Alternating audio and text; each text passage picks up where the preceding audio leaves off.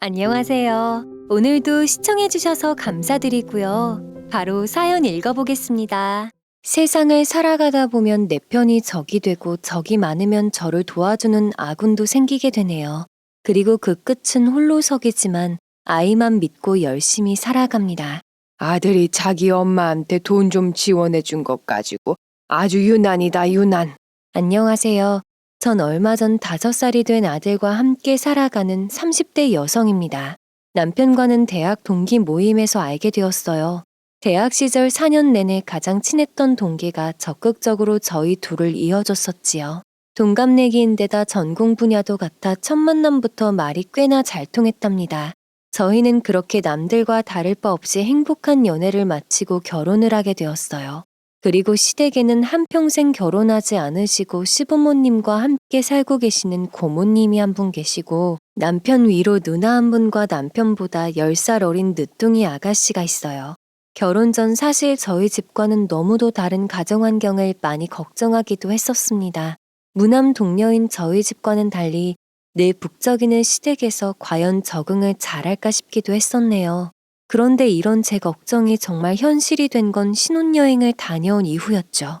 시댁 식구들과 전해드리려 산 선물들을 챙겨 시댁으로 향했습니다. 문을 열고 들어가자마자 기름 냄새가 온 집안에 솔솔 풍기더라고요. 마침 점심시간이라 어찌나 그 냄새가 맛있게 느껴졌는지. 그런데 미처 앉을 새도 없이 고모님이 절 부르셨죠. 예, 지연아, 뭐하고 서 있니? 얼른 와서 좀 도와라. 나랑 네 시어머니 둘이 아주 힘들어 죽겠다. 고모님 말씀에 곧바로 주방에 들어갔더니 이제 막 음식 준비를 시작하신 듯 했어요. 뭐부터 해야 하나 당황스러웠는데 남편이 절 따라 같이 주방에 들어왔습니다. 그러자 어머님이 정말 노발대발하시면서 버럭 화를 내시기 시작하셨어요. 네가 왜 주방까지 따라 들어와? 누가 네 처 잡아먹니? 결혼 전에는 지 손으로 물 한 컵도 안 떠먹던 놈이. 에휴, 벌써부터 아주 잘한다, 잘해. 얼른 나가서 아버지 말동무나 좀 해드려라. 남편은 민망한 듯 웃으며 제 어깨를 두어 번 두드리고는 거실로 나갔죠. 그리고 전 결혼 후 첫 시댁 방문이라 차려입고 온 비싼 원피스에 밀가루 반죽이며 기름이 다 튀도록 전을 부쳤네요. 이런 게 며느리 도리인가 싶어 그날은 어른들이 시키는 대로만 했던 것 같습니다. 식사 준비가 끝나고 나니 그제야 처음으로 앉을 수 있을 정도였죠. 속으로는 대체 누굴 위한 밥상인가 싶기도 하고 첫날부터 미래가 정말 암담했습니다. 남편도 그런 제 표정을 보고는 식사하는 내내 제 눈치를 살피더라고요. 그리고 남편이 어머님께 피곤하다는 핑계를 대고 후다닥 먼저 빠져나왔습니다. 집으로 돌아가는 차 안에서 남편이 많이 힘들었냐, 못 도와줘서 미안하다며 계속 말을 시켰어요. 앞으로 이렇게 살아야 하나 싶기도 하고 오만 가지 생각이 들었습니다. 그런 절 보며 남편은 집에 도착하자 곧장 대화 좀 하자고 하길래 같이 식탁에 마주 앉았어요. 자기 오늘 많이 힘들었지. 미안해. 다음부터는 엄마랑 고모가 뭐라 하든 내가 무조건 옆에서 도울게. 누나랑 막내도 같이 있었으면 훨씬 일이 줄었을 텐데. 우리 집에 가면 사위는 백년 손님이라고 얼마나 대접해 주시는데 솔직히 나 오늘 막 결혼한 새 신부가 아니라 가정부로 간 줄 알았어. 아까 봤지? 설거지까지 시키려고 하시는데 정말. 남편에게는 좀 미안하지만 기분 좋게 간 시댁에서 마음이 되게 안 좋더라고요. 그 다음날 친정에 인사드리러 갔더니 정말 극과 극이었습니다. 미리 음식 준비 다 해두시고 앞으로 잘 살라며 예쁜 봉투에 빳빳한 새돈까지 넣어주셨죠.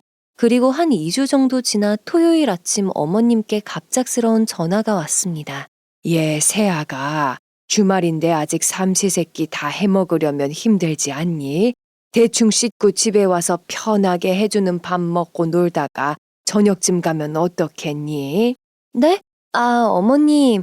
제가 이번 주 내내 회사에서 야근을 좀 많이 해서요. 말씀은 너무 감사한데 오늘은 집에서 좀 푹 쉬어야 할 것 같아요.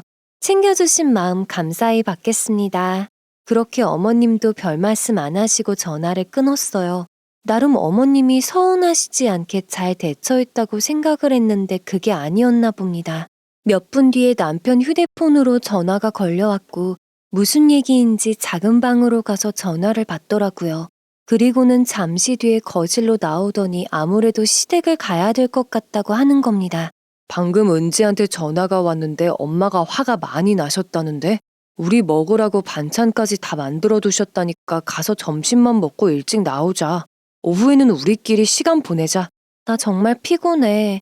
이번 주 하루도 안 빠지고 계속 야근했는데 오늘만큼은 좀 쉬고 싶다고 얘기했잖아.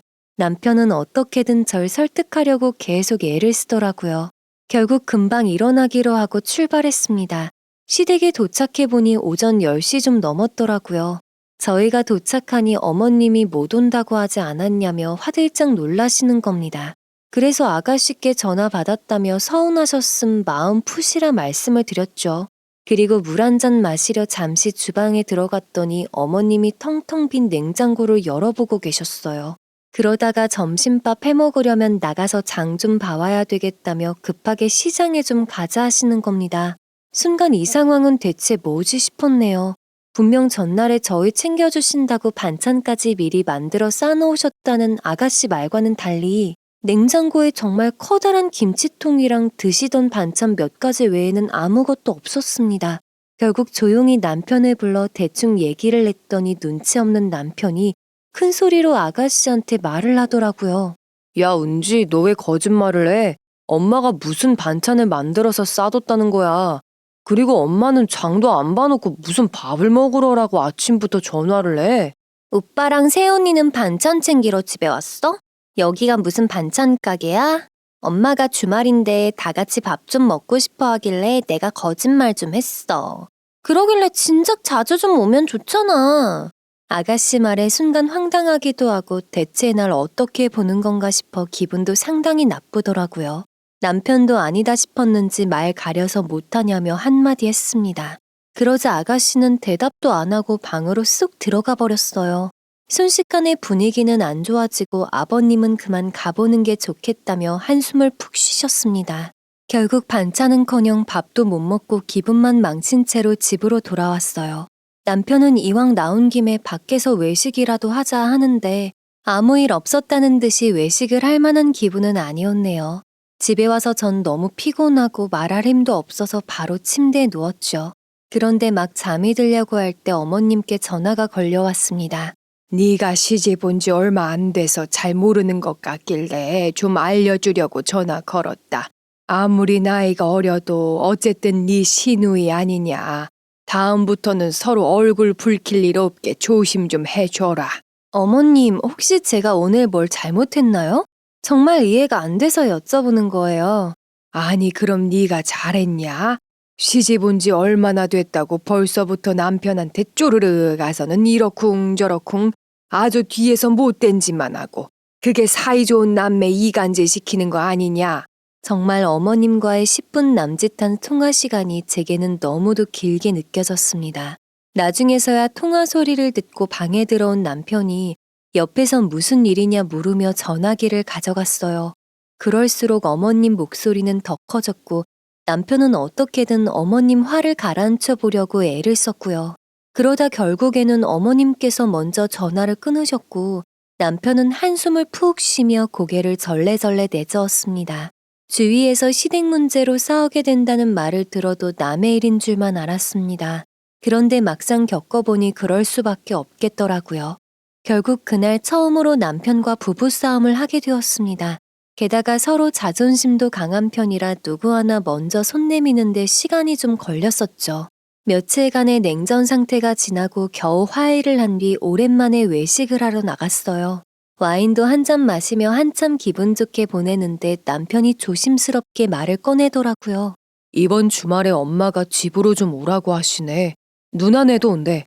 아버지가 뭐 하실 말씀이 있으신가 봐. 저녁 시간 맞춰서 가면 되니까 가기 전까지는 푹 쉬다가 가자. 며칠 만에 남편과 편하게 밥 좀 먹나 했는데 결국 제 표정이 또 한 번 굳어졌습니다.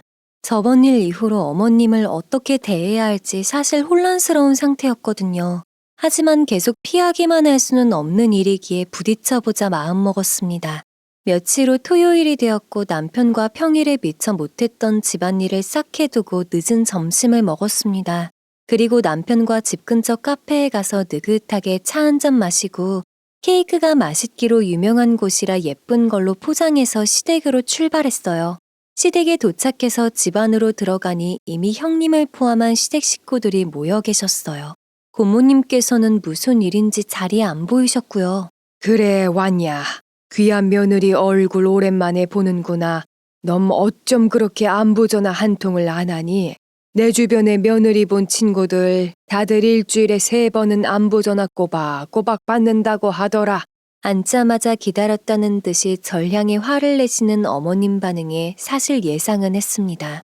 그런데 미처 대답도 하기 전에 형님께서 속 시원히 옳은 말씀을 해주셨어요. 엄마는 지금이 무슨 조선시대야?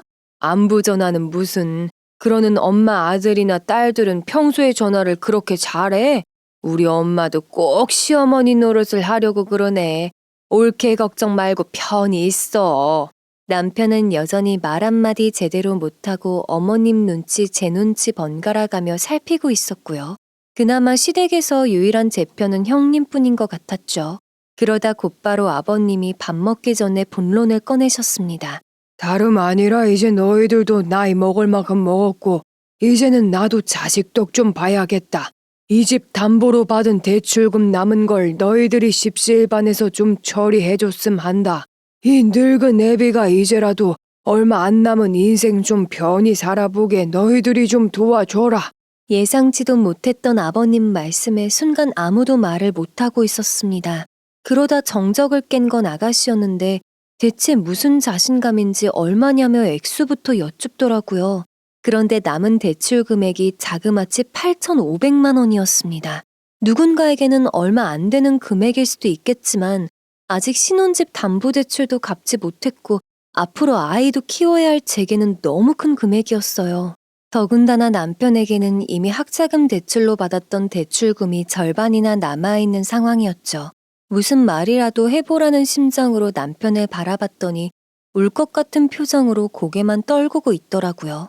아가씨는 이게 무슨 문제냐는 식으로 당연히 이제껏 키워줬으니 그 정도는 자식들이 해야 된다 당당히 말하고요.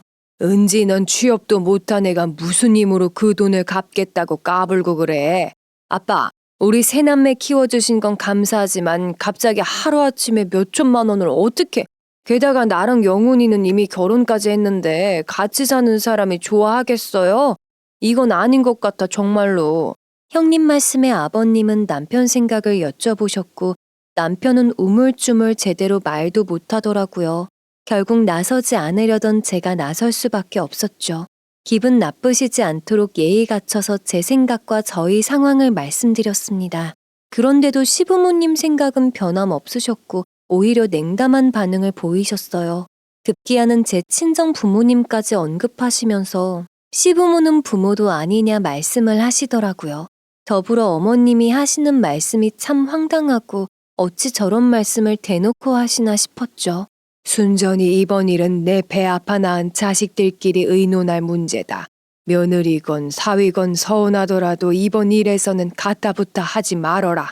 내 아들이 벌어온 돈으로 편히 살면서 뭐가 불만이냐? 오늘도 역시나 시댁 분위기는 냉랭하다 못해 얼어붙을 것만 같은 삭막함이 맴돌았죠. 결국 도저히 이건 아니다 싶어 조용히 남편을 불러 잠시 바깥으로 나왔어요. 이게 말이 된다고 생각해? 몇십 몇백도 아니고 어떡해. 그리고 이런 얘기를 어쩜 당연한 것처럼 말씀하실 수가 있지? 게다가 아가씨 취업도 안 했는데 형님네랑 우리밖에 없잖아. 남편은 그저 미안하다며 자기가 못나서 그렇다는 말만 반복을 하는 겁니다. 그 상황에서 해야 할 말은 그게 아니었는데 말이죠. 결국 이 상황에서 답답한 마음과 남편을 향한 화가 차올라 도저히 자리에 있을 수가 없었습니다. 죄송하지만 먼저 가보겠다 말씀드리고 가방을 챙겨 혼자 나왔어요. 남편은 대체 뭘 하는 건지 따라 나오지도 않고 있더군요. 결국 혼자 차를 타고 그 길로 친정으로 향했습니다. 이미 친정으로 가는 동안 얼마나 울었는지 눈은 퉁퉁 부어버렸네요. 걱정 끼치고 싶지 않아 이제껏 살면서 무슨 문제가 있어도 부모님께 내색 안 하던 저였습니다. 그런데 이날은 도저히 혼자서 견딜 수가 없었네요. 연락도 없이 늦은 저녁 갑자기 울면서 찾아온 딸 덕분에 부모님은 깜짝 놀라셨습니다. 그리고 제 얘기를 들으시더니 아빠는 조용히 남편에게 전화를 걸고 계셨어요. 이윽고 30분 지났을 때쯤 남편이 친정집으로 왔습니다. 지연이한테 대충 얘기 들었네. 자네는 그래서 어떻게 할 생각인가? 죄송합니다, 아버님, 어머님. 저 또한 생각조차 못 해본 일이라 좀 당황스럽네요. 우선 생각할 시간을 며칠 주시면. 결국 몇 시간이 지나도 어쩌면 평생을 같이 살아도 달라지지 않을 것 같은 남편의 우유부단함에 폭발해 버렸습니다. 이런 게 싫은 거야. 우리 사이에 문제가 생긴 것보다도 해결할 마음도 능력도 없는 당신 모습이 난 너무 불안하고 싫어. 어떻게 그 상황에 말 한마디를 똑부러지게 못해. 남편은 시간도 늦었으니 집에 가서 얘기하자고 하는데 도저히 남편과 집으로 돌아갈 마음이 들지 않았습니다. 그래서 며칠 친정에서 지내겠다 말하고 남편을 돌려보냈어요. 부모님은 그런 저희 부부 모습을 보시며 한숨을 푹 쉬셨죠. 그렇게 결혼 전 쓰던 제 방에서 오랜만에 혼자 잠이 들었고 다음날 늦지막이 일어났습니다. 엄마가 차려주는 아침밥을 먹고 아빠랑 오랜만에 재방송하는 드라마를 보기도 했지요. 그러다 아빠가 조심스레 제 생각을 물으셨습니다. 그냥 그래. 아빠 돈 몇백이면 몰라도 그런데 시집 장가간 자식들한테 갑자기 몇천만 원씩 덜컥 마련하라는 게 참 그렇잖아. 남편 모습은 더더욱 믿음이 안 가고 지금 저희 상황에 몇천만 원이라는 큰 돈을 마련한다 치더라도 이번 한 번으로 끝날 것 같지가 않았어요. 살면서 무슨 일이 터지든 계속 끌려만 다닐 것 같은 남편이 참 미웠습니다. 그날 저녁 형님에게서 전화가 걸려왔습니다. 남편도 제대로 하지 않은 사과를 형님이 제게 하시더라고요. 그러면서 형님이 조심스럽게 얘기를 이어나가셨습니다. 옳게 그냥 친한 언니다 생각하고 편히 들어줬음 해. 사실 우리 부모님 고집이 좋은 보통이 아니셔. 영훈이는 그 고집 꺾을 만한 놈이 못 되고 옳게가 어렵더라도 입장을 분명히 해야 해. 형님은 갑작스러운 금전 문제로 당황했을 거라며 제게 한 번도 듣지 못했던 시댁의 조심스러운 부분들을 말해주셨어요. 형님께 듣기론 지금 시부모님이 살고 계시는 아파트를 살 때 집값의 70%가 대출이었다고 합니다. 은행에서 빌리고 친척들에게 빌려 무리해서 집을 사셨다고 해요. 형님은 그 당시에도 그 결정을 말리셨다고 합니다. 하지만 워낙 시부모님 성격이 강하신 데다 본인들 사실 집인데 돈 보탤 것 아니면 말도 꺼내지 말라 하셨다고 하네요. 그래서 아버님 퇴직금은 당연하고 형님 결혼식 때 축의금, 그리고 저희 부부 결혼할 때 시댁 쪽으로 들어온 축의금까지 목돈은 죄다 시부모님께 드렸었고요. 옳게 볼 면목이 없다.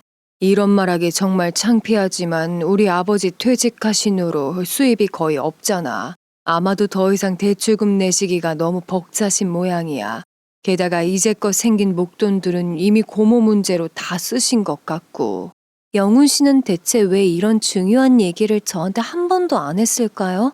사실 지금 이 상황이 너무 받아들여지지가 않아요. 형님은 어떻게 하실 생각이세요? 형님도 깊은 한숨을 푹 쉬시며 우선 주말에 시부모님을 따로 만나보신다고 합니다. 그런 형님이 계셔서 다행이다 싶으면서도 모든 짐을 형님 혼자서 짊어지시는 것 같아 죄송스러웠죠. 그리고 전 다음날 집으로 우선 돌아왔습니다. 계속 친정에서만 지낼 수는 없기에 생각 정리가 끝난 건 아니지만 우선 돌아왔지요. 짐을 풀고 집을 비워둔 동안 못했던 집안일을 끝내고 좀 이른 저녁을 먹었습니다. 그리고 방에서 잠시 누워있는데 마침 남편이 퇴근을 해서 돌아왔더라고요. 현관에 놓여진 제 신발을 봤을 거고 역시나 방으로 곧장 들어오더니 자기야, 고맙고 미안해. 당신 없는 동안 나도 생각이 참 많았어. 계속 친정에 있을 순 없어서 온 것뿐이야. 당신을 이해해서 들어온 거 아니니까 고마워할 필요 없어. 남편은 제 손을 꼭 붙잡고 앞으로 아니다 싶으면 주저하지 않고 해결하겠다며 거듭 사과를 하더군요. 사실 그 말에 신뢰는 가지 않았지만 못 이기는 척 받아줬습니다. 그리고 이번 문제를 어떻게 해결할지 물어보니 시부모님께는 죄송하지만 거절을 하겠다 했습니다. 도저히 그 큰 금액을 갚아드릴 형편은 아니다 생각이 들었다면서요. 그리고 남편은 전날 제게 말한 그대로 다음날 퇴근 후 시댁으로 가서 시부모님을 따로 뵙고 돌아왔습니다. 그런 남편을 보는 제 마음도 사실 편치만은 않았어요. 나도 어머님, 아버님 힘드실 때 도움 못 드려서 사실 마음이 안 좋아. 우리 앞으로 생신이며 명절이며 행사 때 얘기한 것보다 좀 더 넉넉히 챙겨드리자. 나도 평소에 좀 더 신경 쓸게. 그렇게 시댁 대출금 문제는 정리가 된 줄로 알았고 더불어 남편과의 사이도 자연스레 좋아졌어요. 순순히 그렇게 하라고 하실 분들이 아니신데 생각보다 잠잠히 넘어간 것 같아 의외다 싶긴 했지만요. 그런데 얼마 뒤 형님과 따로 통화를 하면서 대출금 얘기가 다시 나왔습니다. 이번에는 영훈이가 잘했네. 난 애들 아빠랑 의논해서 1,000만 원만 보내드렸어. 그 이상은 사실 나도 무리고. 우리 부모님이지만 너무 무리한 요구 하셨지. 올케도 마음고생 많았겠다. 형님과는 이번 시댁 문제로 깊은 대화를 많이 나누게 되면서 참 많이 가까워졌죠. 그 후 얼마 뒤 어머님 생신이 얼마 남지 않은 시점이 되었을 때였어요. 그동안 불편한 마음이 있기도 했었고 시부모님을 어떻게 대해야 할지 여러 이유로 한동안 시댁 방문을 좀 꺼렸던 때였습니다. 하지만 남편도 이번에는 본인만 믿으려며 큰 소리를 치고 저 또한 이번 기회로 분위기 전환이 필요하다 싶었죠. 그래서 미리 형님께 전화를 드려서 어떻게 하면 좋을지 얘기를 나눴습니다. 그러다 어머님 생신날이 평일이라 직접 상을 차리긴 어려울 듯 싶어서 시댁 근처의 맛있는 식당으로 미리 예약을 하게 되었어요. 그리고 남편과 함께 생신 전날 백화점으로 가서 어머님 생신 선물을 골랐습니다. 사실 뭘 드려야 할지 조심스러웠는데 남편 한마디에 주저없이 고르게 되었네요.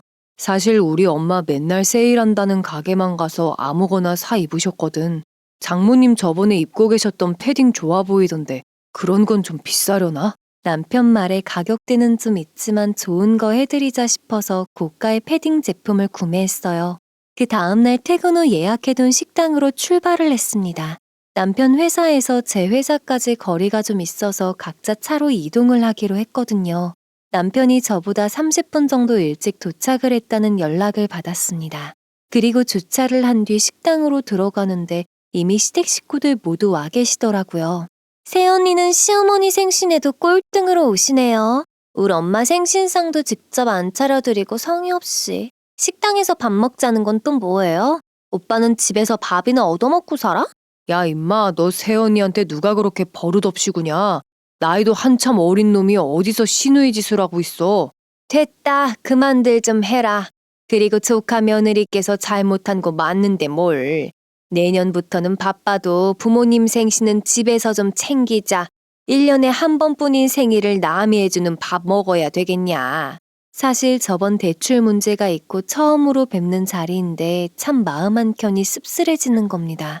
남편은 그 말에 표정이 굳어지며 뭐라 말을 하려던 걸 제가 막았습니다.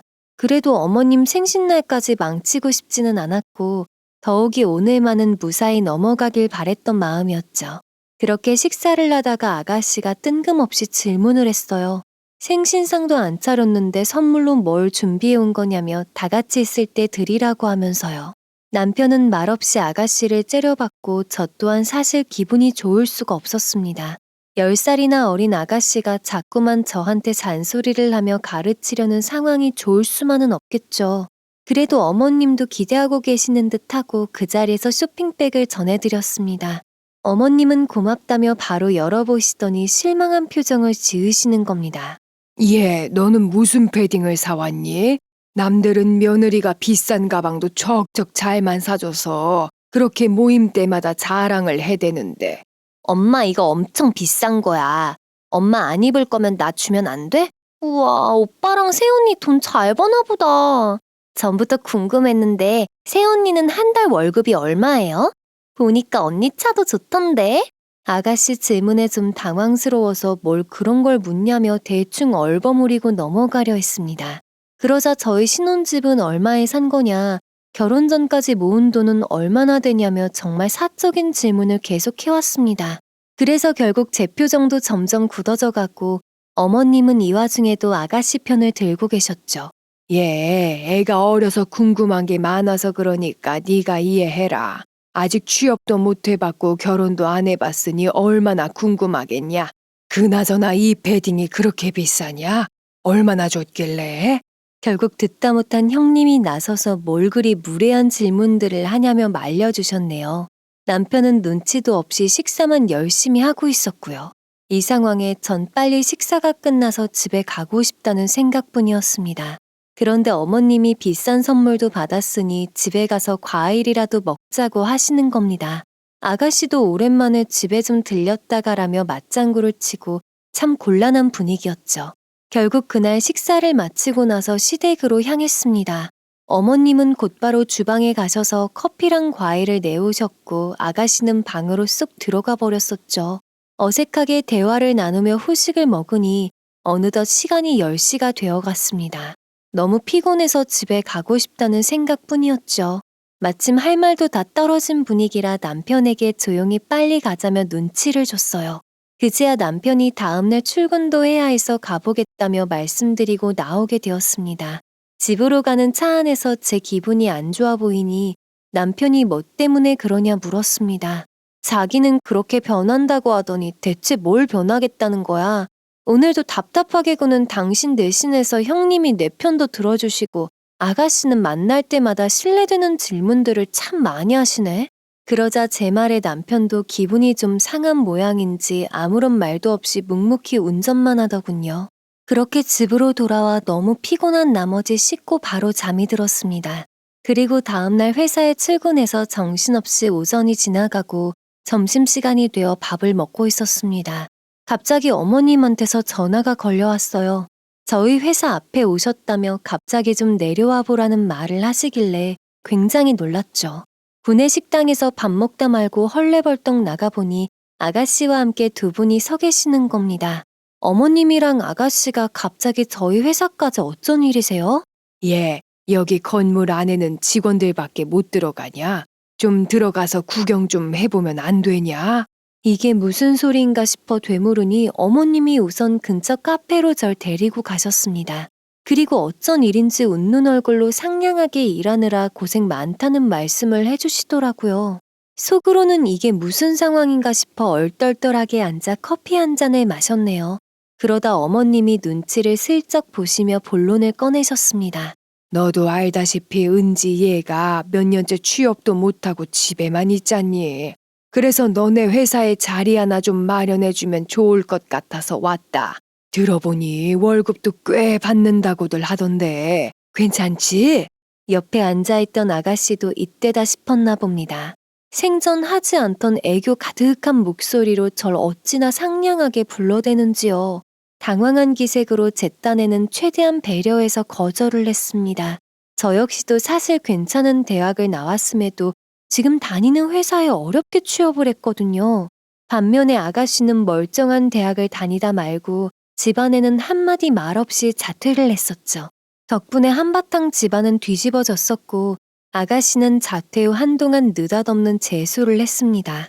당연히 아가씨 성격에 6개월도 못 가서 재수를 포기했고 지금까지 간간히 아르바이트를 하며 사는 중입니다.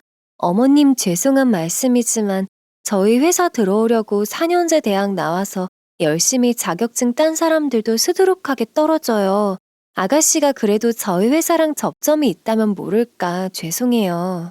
제 말에 어머님은 표정이 순식간에 바뀌시더니 사람 면전에 두고 무시하는 것도 유분수라며 어찌나 화를 내시는지요. 아가씨 또한 사람을 뭘로 보는 거냐 소리를 질러대며 절 무섭게 째려보고요. 회사 바로 근처에는 카페라 오며 가며 회사 사람들이 흘깃 쳐다보는데 정말 쥐구멍이라도 있더라면 당장이라도 숨어 들어가고 싶었습니다. 이건 정말 아니다 싶어 점심시간이 끝나 들어가 보겠다 하며 먼저 나왔습니다. 쏜살같이 빠져나와 철렁이는 가슴을 부여잡고 남편에게 곧장 전화를 걸었어요.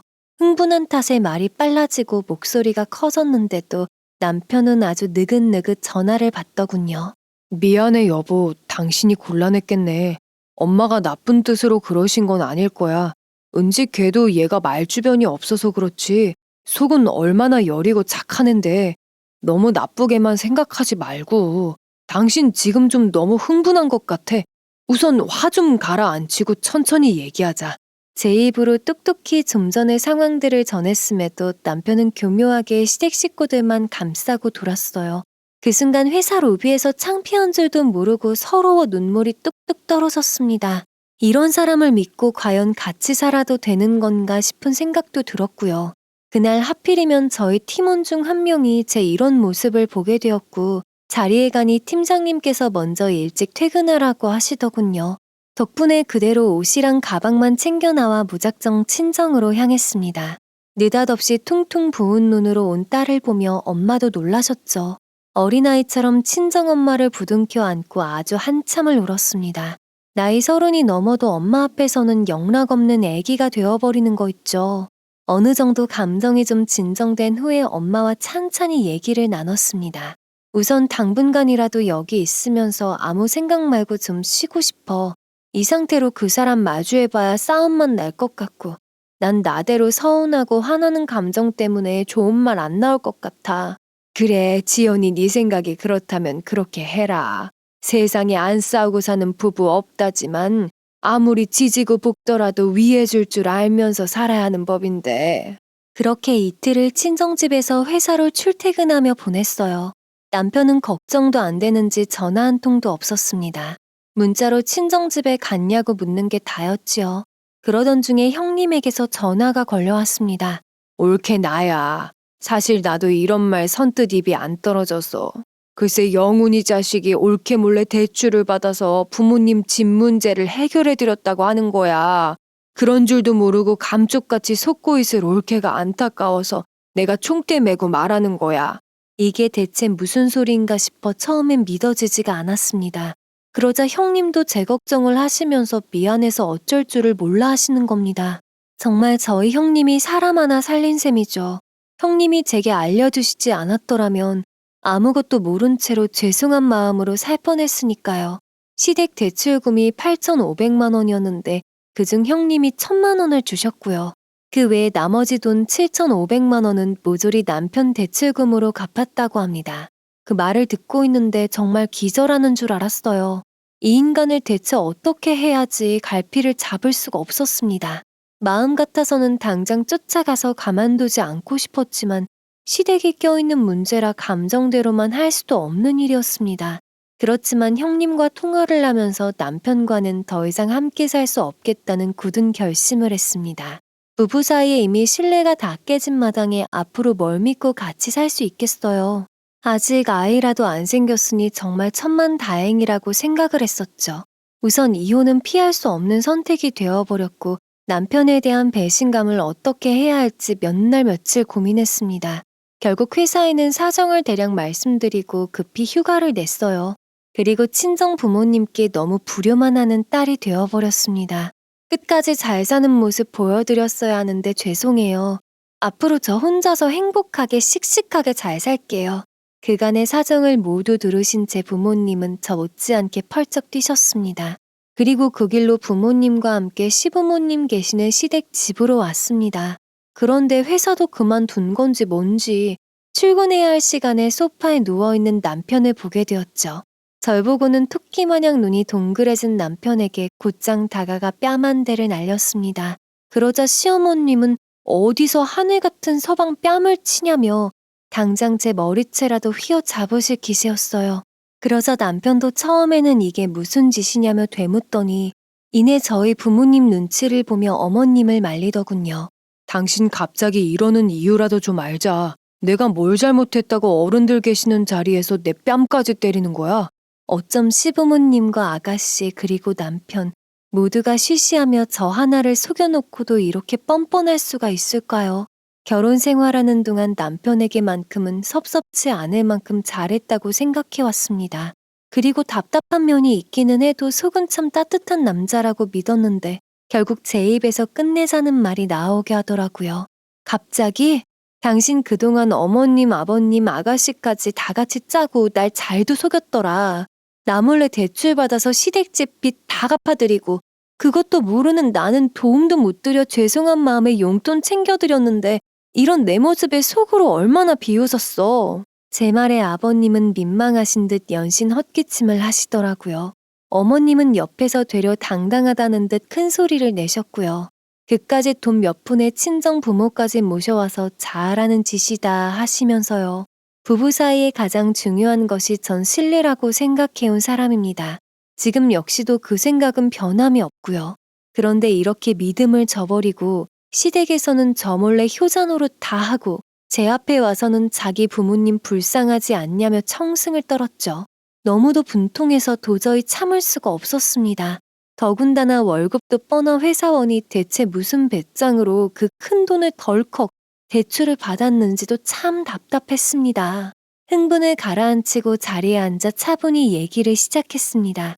남편은 저더러 일 크게 만든다며 어른들 안 계실 때 따로 얘기하자고 하는데 제가 그 입을 막으며 싸늘하게 말했습니다. 긴 말 필요 없이 당신 그 돈 어떻게 갚을 생각이야? 분명 내년에 우리 아이 갖기로 했었고 거기다 아파트 대출금은 아직 반절도 못 갚았어. 당신 월급이 갑자기 몇백만 원씩 오르는 것도 아니고 대체 무슨 생각이야? 제 말에 남편은 꿀먹은 벙어리처럼 이렇다 저렇다 말도 못하고 시어머니와 저만 번갈아 쳐다보았죠. 그러다 겨우 입을 열어서 한다는 말이 정말 가관이었습니다. 지연아, 일이 이렇게 돼서 정말 미안한데 우리 애기 몇 년 더 천천히 가지면 되잖아. 아직 태어나지도 않은 애 때문에 멀쩡히 살아계신 내 부모님 고생시킬 순 없지 않겠어? 그 말이 끝나기가 무섭게 시어머니는 옆에서 남편 말이 100번 1000번 옳다고 거두셨죠. 되려 제게 미안해하거나 부끄러워하기는커녕 절 이기적이고 욕심 많은 사람 취급을 하더라고요. 그때 정말 이 사람과는 평생을 함께할 수 없겠다는 마음이 들었습니다. 차라리 아기가 아직 없는 게 다행이었던 거죠. 그러자 듣고 있던 엄마가 거실이 떠나가라 소리를 치셨습니다. 아이고, 저거 정신 나갔네. 미친 말도 정도껏 해야지. 네가 그러고도 가장이야? 남편이냐고. 악착같이 살아가려는 아내에게 힘이 못 대줄 망정? 뭐? 태어나지도 않은 애? 저런 걸 사위라고. 아휴, 그만 가자. 그 길로 전 뒤도 돌아보지 않고 부모님과 함께 나왔습니다. 저희 아빠도 이미 화가 날 대로 나셨지만 똑같은 사람 되기 싫다며 하루라도 빨리 정리하라는 말만 하셨네요. 그러자 절 붙잡겠다고 남편은 슬리퍼 질질 끌고 뛰쳐나와 제 손목을 잡았습니다. 그제서야 이번 일은 자신이 잘못했다며 둘이 열심히 벌어서 얼른 갚고 새 출발하자고 하더군요. 이 인간은 정말 생각이란 걸 하긴 하는 건지 더 이상 말도 섞고 싶지 않았습니다. 그대로 출발해서 살고 있던 신혼집으로 향했습니다. 우선 당장 필요한 제 옷가지들과 짐을 챙겼어요. 그리고 평소 오고 가며 반갑게 인사해 주셨던 부동산 사장님께 연락을 드렸습니다. 최대한 빠른 시일 내로 집 좀 내놓아 달라고 말이죠.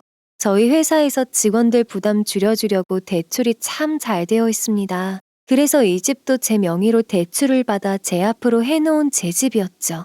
그리고 집안의 가전 가구들 모두 가장 좋은 제품들로만 저희 부모님이 사주셨고요. 그러고 보니 참 남편 그동안 편하게 호강하며 살았네요. 결혼하면 돈 관리는 각자 하고 싶다던 제 의견과는 달리 부부가 일심동체가 되어야 한다며 자기한테 맡기라는 사람이었어요. 그 말에 넘어가지 않고 지금까지 각자 관리를 해왔던 게 정말 다행이었습니다. 회사에는 쓰지 않아 쌓여만 있는 휴가를 내서 한동안 좀 쉬기로 했어요. 쉬면서 친정 집 근처로 집도 얻고 다시 혼자 살 보금자리로 예쁘게 꾸며뒀습니다. 고작 이 모든 일들이 일주일 만에 일어난 일이었죠. 어느 정도 제 상태도 안정을 찾고 남편에게 이혼 서류를 보냈습니다. 재산 분할이라고 해봐야 아무것도 없고 애도 없으니 그저 깔끔하게 정리하고 싶었어요. 그런데 이런 제 바람이 무색하게 시어머님이 끝까지 진흙탕 싸움을 만드셨어요. 네가 감히 내 아들을 이혼남을 만들 작정이냐? 그래, 오냐 좋다. 나도 당장 네 그 잘난 회사로 쳐들어가서 아주 망신 한번 제대로 주마. 어쩜 이렇게 못되고 악랄한 게 며느리라고. 어머님은 제게 전화를 걸어 아주 대놓고 소리를 지르시고 막말을 하시더라고요. 대꾸도 하지 않고 조용히 녹음만 해뒀습니다. 그리고 남편에게 문자 한 통을 보냈어요. 협의 이혼이 아니라 소송을 원하는 거라면 제대로 한번 가보자고요. 그동안 어머님께 받은 정신적 피해 보상까지 모두 청구할 생각이다 하니 바로 전화가 걸려왔습니다. 다시는 연락 가는 일 없게 하겠다면서 이혼에 합의한다고 말이죠. 혹여나 또 말이 바뀔세라 다음날 곧바로 법원에 가서 서류를 제출했습니다. 그리고 친정집에서 며칠간 머물기로 했는데 이상하리만큼 유독 잠이 쏟아졌어요. 그동안 신경 쓴 일이 워낙 많았기에 그러려니 했는데 점점 속도 자주 미식거리고 생전 안 하던 헛구역질이 나오기 시작했어요. 혹시나 싶어 약국에서 테스트기를 사왔는데 선명한 두 줄이 떴습니다. 너무 놀라서 엄마 손을 잡고 집 앞에 있는 산부인과로 곧장 향했어요. 그러자 5주가 되었다며 임신 축하를 받았습니다. 남들에게는 행복하기만 한 소식이 하필이면 제게는 막막한 일이 되어버린 거죠. 하지만 그것도 잠시였고 외로운 제 삶에 찾아와준 축복이라고 여기며 받아들였습니다. 그리고 혹시나 아기 핑계로 다시 헛소리를 하면 어쩌나 싶어 남편을 비롯해 시댁 쪽에는 얘기를 늦게 했어요. 무엇보다 스트레스 받으면 절대 안 되는 임신 초기여서 더 조심스러웠고요. 그러다 안정기에 접어들어 형님을 따로 만났습니다. 그런데 참 신기한 일이었어요. 임신했다는 말을 하기도 전에 형님이 먼저 물으시더라고요. 그날 몇 시간에 형님과 이런저런 얘기를 나누었어요. 가장 큰 걱정은 뒤늦게라도 아이 소식을 접해 들어서 시댁 쪽에서 아이를 달라고 하면 어쩌지였습니다. 또다시 길고 긴 싸움을 하고 싶지도 않았고 아이에게만큼은 좋은 것만 보여주고 싶었으니까요. 이번 일은 형님이 알아서 정리하신다며 제게는 건강관리만 잘하라는 말씀을 해주셨습니다. 옳게 나만 믿고 맡겨. 우리 엄마랑 영훈이 그 답답한 자식은 내가 알아서 해결할게. 애기한테 부끄러운 줄 알아야지 욕심까지 내면 그게 사람이겠어? 걱정 말고 몸만 챙겨. 그리고 며칠 뒤 주말 아침부터 시어머님 번호로 연달아 부재중에 찍혀 있었어요. 예상은 했지만 역시나였죠.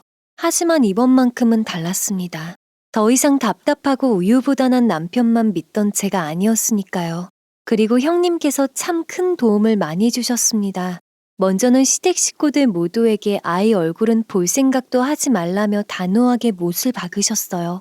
혹시라도 아이 문제로 제게 연락을 하거나 찾아간다거나 하면 곧바로 매달 드리는 용돈도 끊어버리겠다면서요.